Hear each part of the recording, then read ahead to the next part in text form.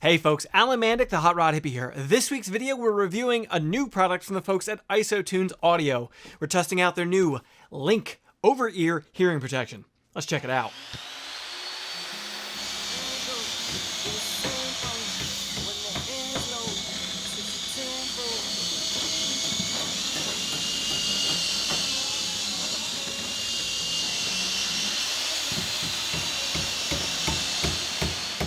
When my friends go, it was simple.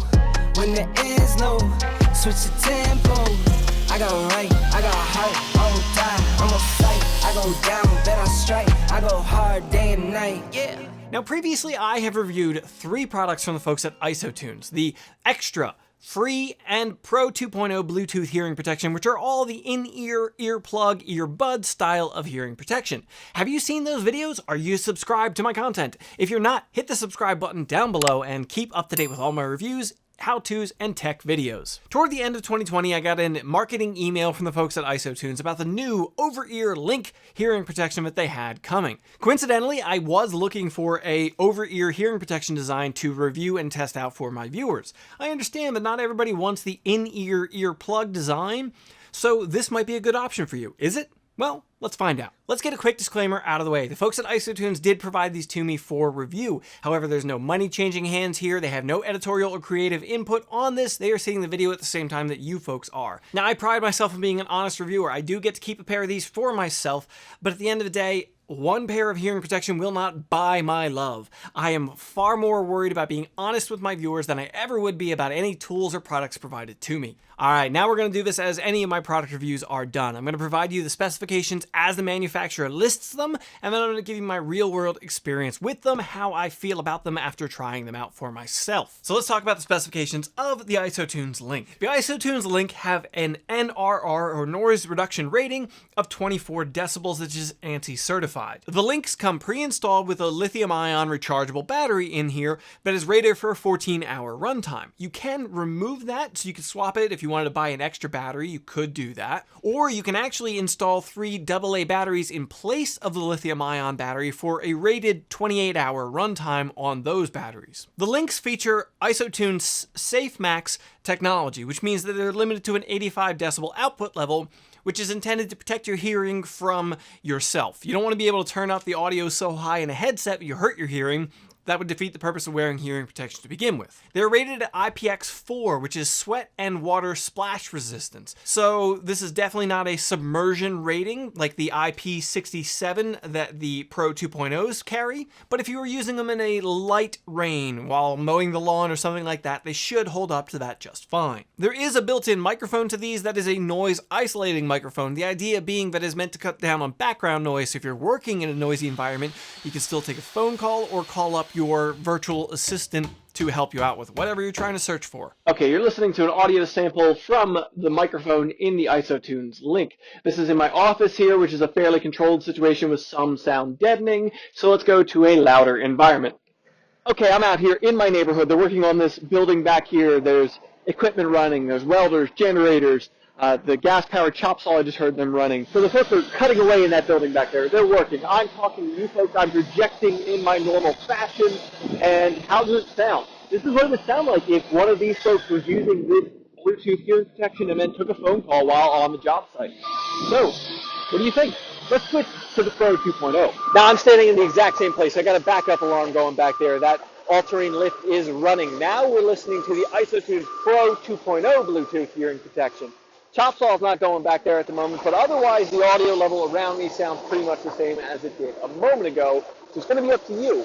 What does the audio sound like to you between the two of these products? Quick note, that microphone is not intended to be an ambient noise microphone like some sporting shooting earmuffs have so that they can amplify the sound of a deer walking through the woods or you can hear the person in the next shooting lane over from you. That is not what these headphones are designed for. They are meant to be hearing protection first and foremost. The ear cups are a soft memory foam design, and there is a rubber overmolded headband on these. For recharging, they use a micro USB, which does come with the charging cable, but not a charger itself, that plugs into the bottom bottom of the left ear cup underneath of a rubber flap. On the outside of the right ear cup is a 5-button control scheme on here, so you can stop and start playback, you can move forward and back in tracks, and raise and lower your volume level, as well as calling up your digital assistant or some other functionalities with multi-tapping of the buttons. The Lynx feature Bluetooth 4.2 technology, which is actually a backstep from the Pro 2.0s, which have Bluetooth 5.0 protocol. And to round out the specifications, these come with a 30-day money-back guarantee, a 1-year warranty, and they're priced at $79.99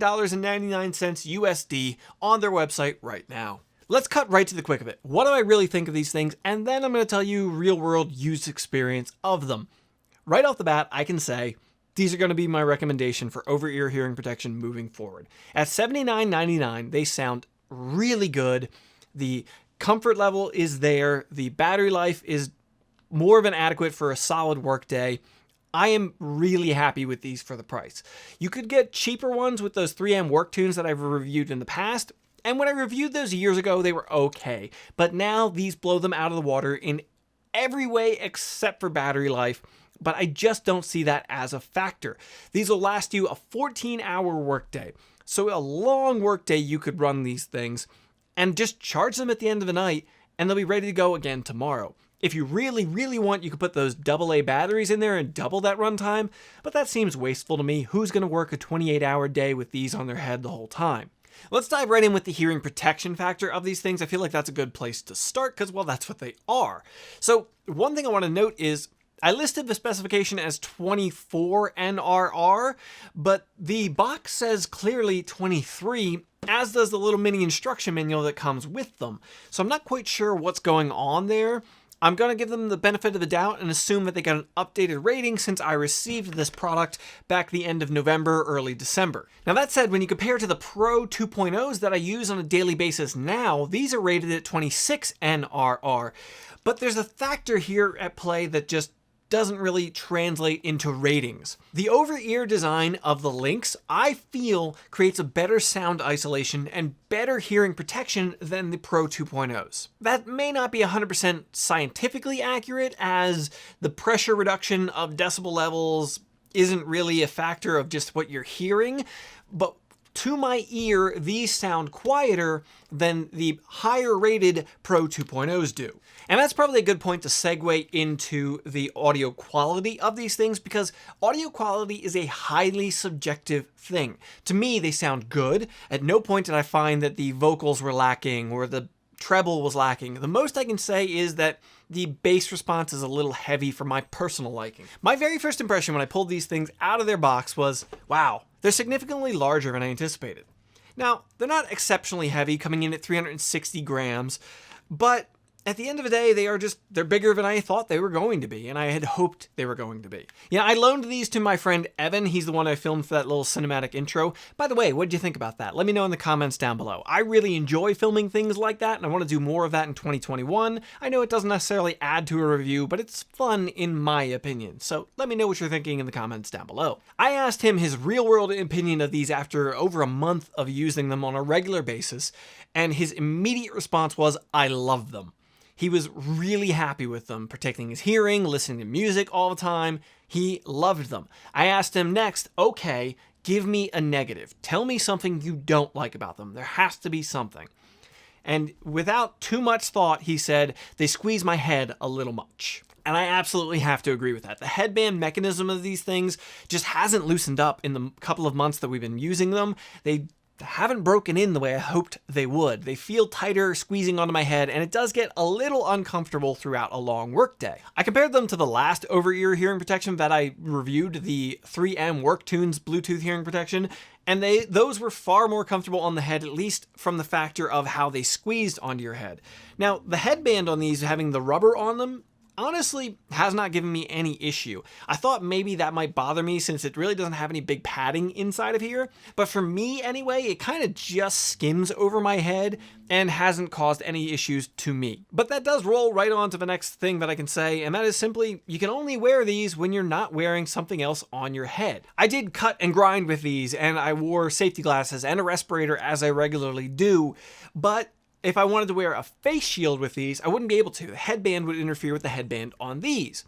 If I want to weld while I'm working, if I'm going from grinding immediately into welding, then I need to take these off, set them aside, weld, put them back on, or switch to the Pro 2.0 so I can continue to listen to music if I'm going to be grinding and welding for a while. The noise test that I did where I went over into the neighborhood and filmed that construction site while they're working, those folks wouldn't be able to wear these because they wouldn't have a way to integrate it with their hard hats. So that's out the window for them. Few more details to talk about. The control system being one. The controls on the side of the cup, they work really well. When you get your finger on there, you press it down, you feel a good click, you hear a good click, it's satisfying. I personally really like that. I hate when I push a button and I'm not sure if I actually pushed it. The only issue that I really had with the control system, and this might just have been me, is I really felt like while I was using these, if I wanted to turn the volume up or down or change the song, I really had to feel around for the button. It seems like it should be obvious on the side of here. It's rubber on plastic. It should stand out, but it just never did to me. I had to really think about it when I was trying to press one of the buttons on them. The middle button to pause and play or answer a phone call was easy to find. The other four, not so much. As far as Bluetooth connection is concerned with these, overall, they did well for me. I was not really having any issues with them disconnecting. I definitely felt real world that these had a weaker connection than the Pro 2.0s, and that does make sense because the Pro 2.0s, despite being an older product, they use a newer Bluetooth connection, which is Bluetooth 5.0. The Lynx are a newer product, but use the older Bluetooth 4.2 connection. So that is a weaker connection in every regard than Bluetooth 5.0. For me, I generally leave my cell phone in my pocket while I'm using these, and then I have no issues with connection ever. But if I was leaving them in my toolbox and I had to walk to the entire other side of a shop, that could be a concern that might start to pop up for me. And the last thing that I want to discuss with these things is the actual charging port on this. Now, this is a total nerd moment, but they use a micro USB connection. I would have loved to have seen a USB Type-C connection. Almost everything I own nowadays uses USB Type-C aside from my Apple iPhone and my IsoTunes products.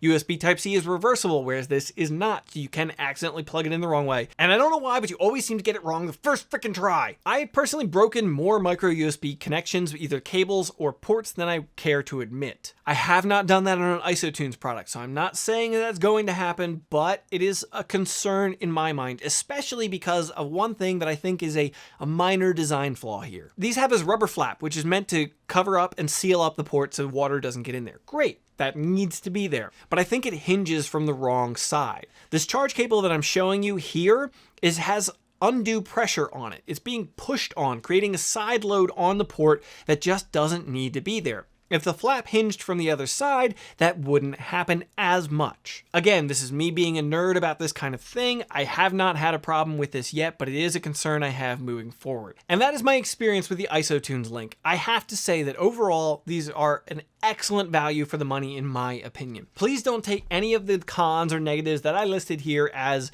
just end-all be-all no's from me.